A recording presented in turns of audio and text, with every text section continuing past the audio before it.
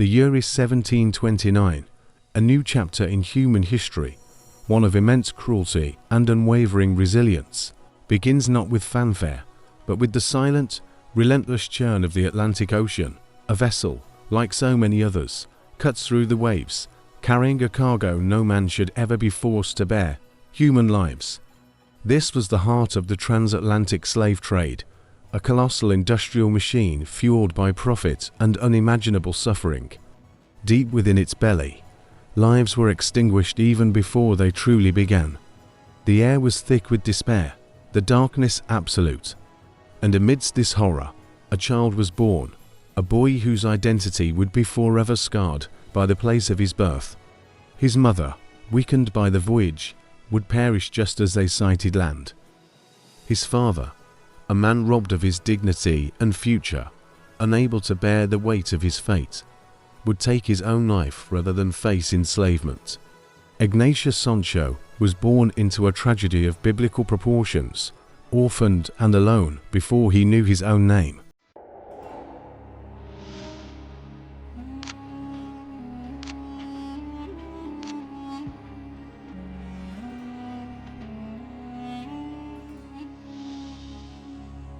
The ship docked in Cartagena, in the Spanish colony of New Granada.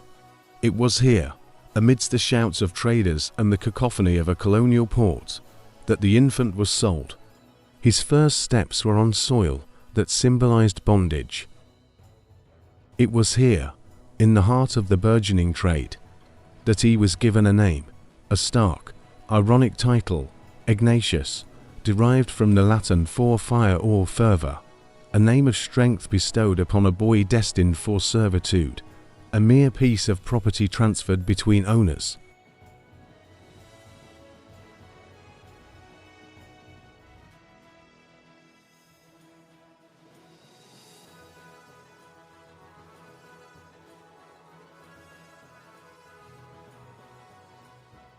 His journey across the Atlantic was not over.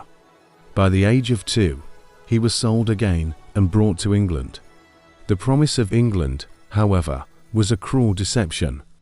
While legal chattel slavery was being challenged, the reality of life for black people in London remained one of near total subjugation.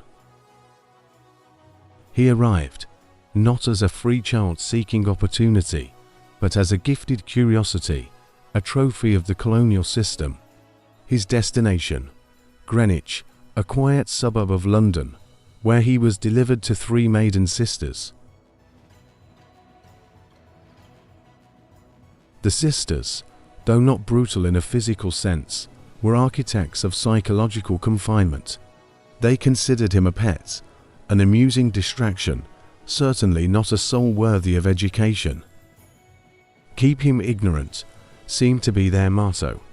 For many years, Greenwich was his gilded cage, filled with the endless drudgery of a domestic servant's life.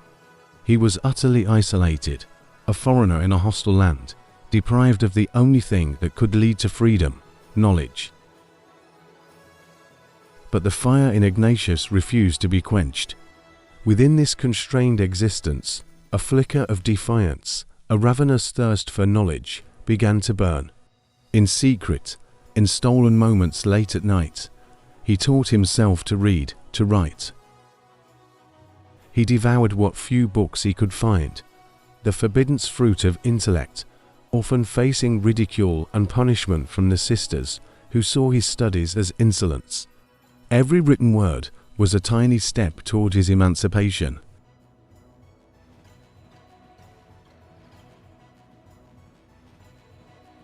Then came the most pivotal stroke of fortune.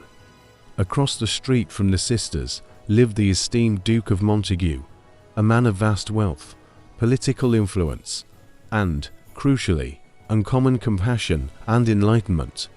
He noticed the bright-eyed, intelligent boy, enduring his thankless life across the road. The Duke was an intellectual, a collector of curious minds, and he saw potential, not property. The Duke began to secretly intervene. He would invite Ignatius over, not for servitude, but for education. He offered him books, specifically works of literature and theatre, encouraging his literacy and his burgeoning spirit. He saw a talent that was being systematically stifled. The sisters, naturally, were infuriated by this intrusion, yet they could not openly defy a duke.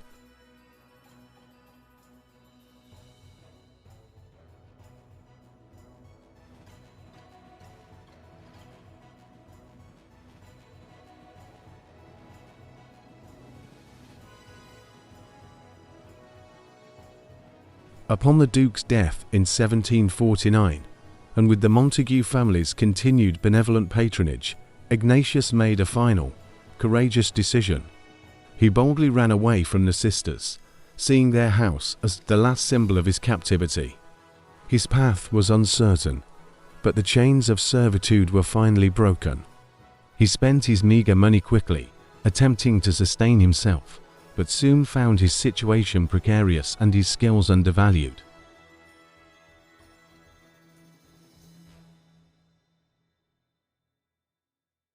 Desperate and nearly starving, he appealed to the widowed Duchess of Montague, who recognized his unique character and formidable talents.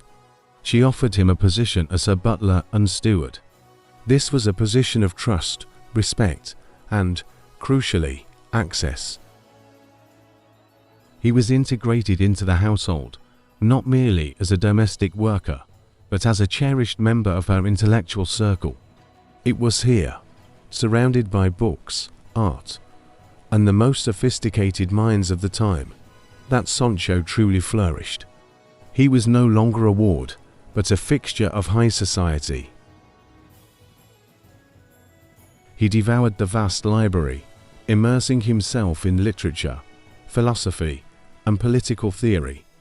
He became an accomplished musician, composing minuets and cotillions that were later published. He wrote plays and poems, and engaged in lively intellectual and witty discussions with the Duchess and her distinguished guests, which included the famed actor David Garrick. He cultivated his wit, his charm, and his profound sensibility. He was, to all intents and purposes, a true man of letters, a remarkable achievement for a man born into slavery.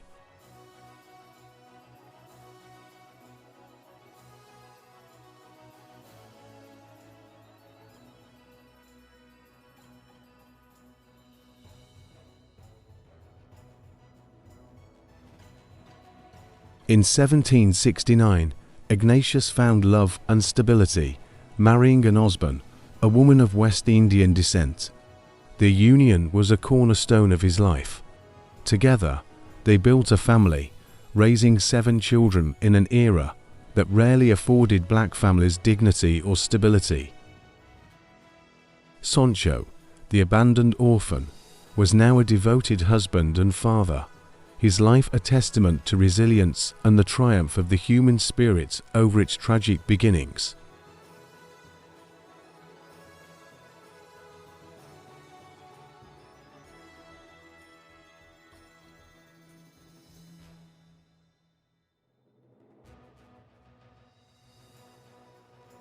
After the Duchess's passing, Sancho sought the ultimate symbol of independence, financial self-sufficiency.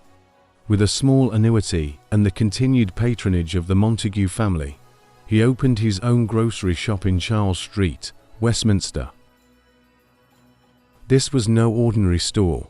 It was a social and intellectual hub. People came not just for tea and sugar, but to converse with the witty, philosophical, and well-read proprietor. This shop afforded him the status of a householder, which would soon prove crucial. It was from this modest shop that Sancho continued his voluminous correspondence. His letters witty, poignant, profound, and often darkly humorous were his powerful voice to the world. He exchanged thoughts with actors, artists, and politicians. They touched on every subject, from the price of tea to the latest opera, and, most importantly, the moral outrage of slavery.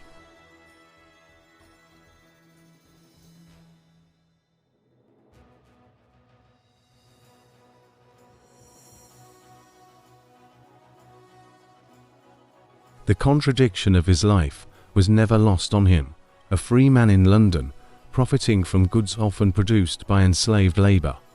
The abolitionist movement was gaining ground, and Sancho, a man who had personally experienced the brutality of the system, became its most articulate and most human voice.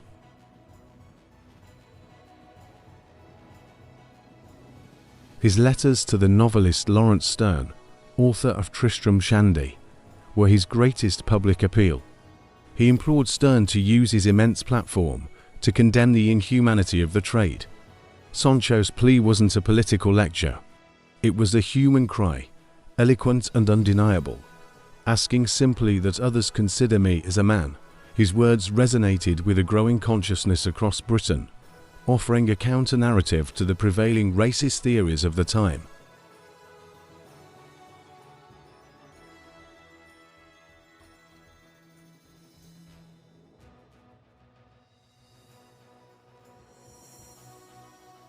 The year is 1774. London was gripped by the ferocious spectacle of a general election.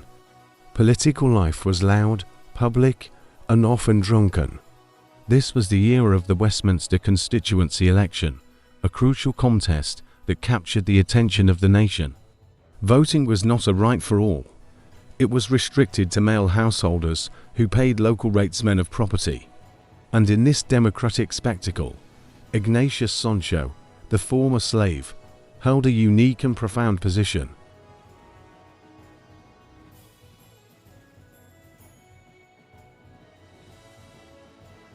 Because he owned a house and paid the requisite rates in Charles Street, Ignatius Sancho possessed the franchise. He was a voter. On the polling day, he walked with quiet dignity to the polling station. For a man born in the cargo hold of a slave ship, to stand in the queue and exercise the right of a free-born Englishman was an act of immense, revolutionary power. He became the first known African man to vote in a British general election. His single mark on a ballot paper was not just for a candidate. It was a powerful, undeniable statement of humanity, citizenship, and equality. It was a defiant act against the entire intellectual architecture of slavery, which deemed Africans incapable of reason or self-governance. Sancho proved, by his very existence, that the walls of prejudice could be breached.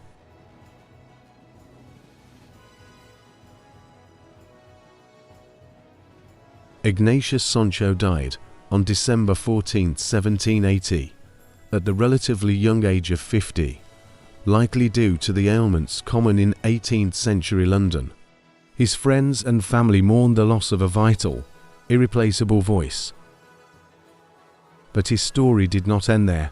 2 years after his death, a collection of his correspondence, titled Letters of the Late Ignatius Sancho, an African, was compiled and published by his friend and patron, Francis Crewe.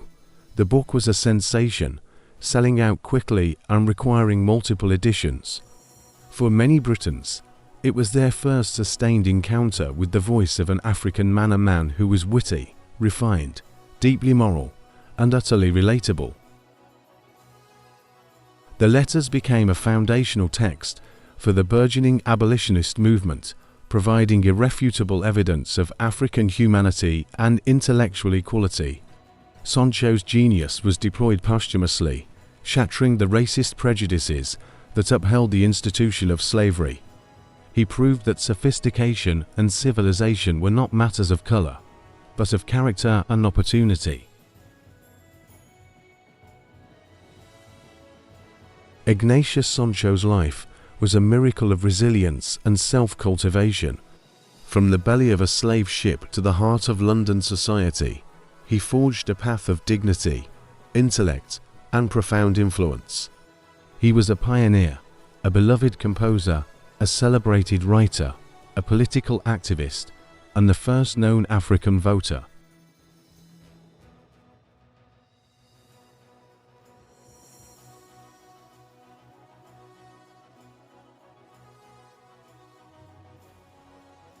His story reminds us that the history we are taught is often only a fraction of the truth. It is a call to look deeper, to listen closer, and to remember the untold legends who shaped our world, defying their circumstances to claim their rightful place in the human story. Ignatius Sancho, an African man, a British gentleman, and a voter whose voice, through his words, still echoes through time, demanding that we see the full, complex truth of history. Don't forget to like, share and subscribe for more Black histories, because history deserves to be heard.